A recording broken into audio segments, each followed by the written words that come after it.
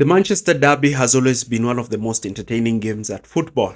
And this weekend's Manchester City 3-0 victory over Manchester United was just a show of might from Pep Guardiola. And is it actually a blueprint of where Manchester City are or where Manchester City are actually going to head? Because Guardiola says that it reminds him of when Manchester City actually won the treble.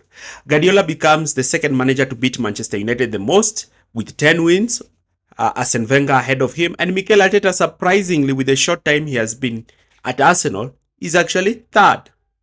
Now, when you look at the statistics, what do you notice? You notice Manchester United dominating the ball, but look at the shots. You realize that Manchester United were having the ball in areas where they could not hurt Manchester City. Maybe it is a tactic from Pep to actually limit Manchester United's overall opportunities. But again, when you look at this table, you see that Manchester City are 8th, Manchester United are down to 14th. And now, the question now goes, what did Pep actually do? What are the tactical intricacies that we saw in this game? How did Manchester United collapse in front of Manchester City? If you are new to this channel, do not forget to like, share, and subscribe. Also, I also have another channel. Maybe you've seen it. Also subscribe to that channel. Now, when you look at Ruben Amorim and Pep Guardiola, one who has been clothed with success in the Premier League and one who has had more defeats than even wins in the Premier League. So what did Manchester City actually do? That is where we start. Manchester City, when they had the ball, were quite unique. See, Donnarumma is a very good shot stopper, but when it comes to the ball, Donnarumma is one of the most limited goalkeepers in this phase, and Pep actually acknowledged this. But Manchester United did not capitalize with this deficiency from Donnarumma. No. Manchester United decided to be passive in the way they looked to press Manchester City. And because Manchester United anticipated that if they pressed Manchester City, maybe Donnarumma or the centre backs would play the ball over the top and give Haaland that space to run. Because look at these spaces. You definitely know that Erling Haaland is very terrific when it comes to making runs into these spaces, as he did for his second goal.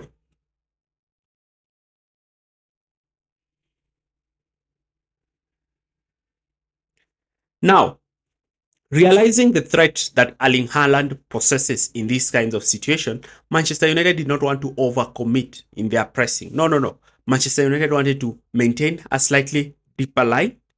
And also, Manchester City decided to push two of their attacking players into that space, making that Ugarte and Fernandes will drop deep to cover them. And Manchester United will have to drop their forwards slightly deeper so as not to enlarge the spaces in between the lines. And this allowed Manchester City to play through the first line of pressure quite easily. And initially, Manchester City decided to use a back four to try and outnumber Manchester United's front three, which actually did them some great favor because now they always had outlets towards the wide areas. But understanding that Manchester United were going man-to-man with Manchester City in the back, and Fernandes was hyper-aggressive on Rodri, sometimes even winning the ball off Rodri and allowing Manchester United to have some moments of counter-attacking situations.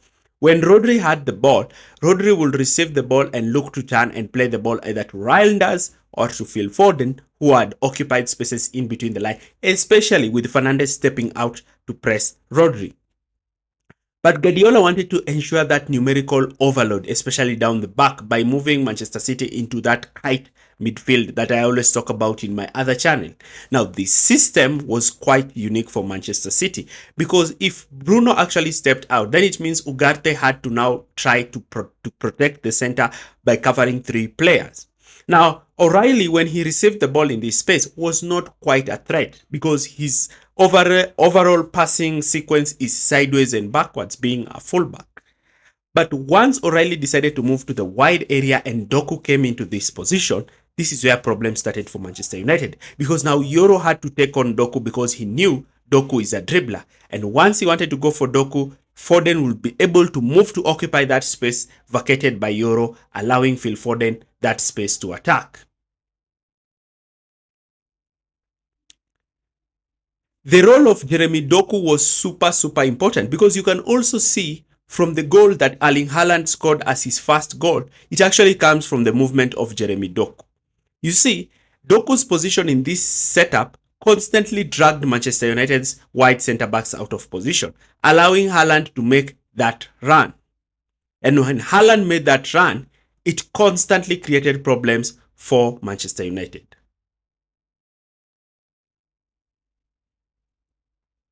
Now, this is one of the reasons why Manchester United failed to cope with Manchester City because of the position of Doku. But what about Manchester United, who had the lion's share of possession? Now, Manchester United, when they had the ball, they decided to drop both of their centre-backs deep, looking to try and actually give options to their goalkeeper.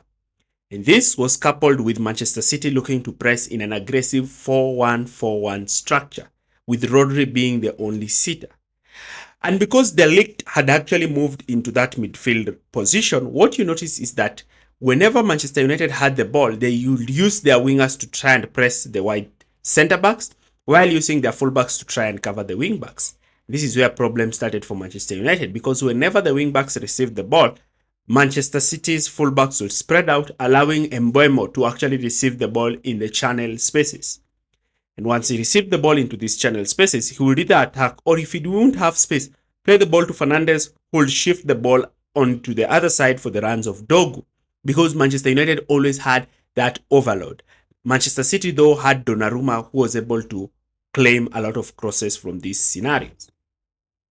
Now, Pep Guardiola talked about this win, saying that this is one time that Pep has seen Manchester City playing the way they used to play when they won the treble, signifying how Manchester City have actually played quite superbly.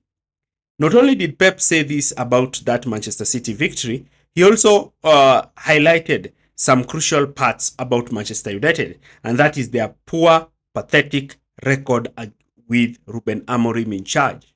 The question is, will Ruben Amorim actually survive to the next match day? Because with these results, the pressure keeps on piling up for Amorim. So if you agree with this analysis, do not forget to like, share, and subscribe. Thanks for watching, and see you in our next video.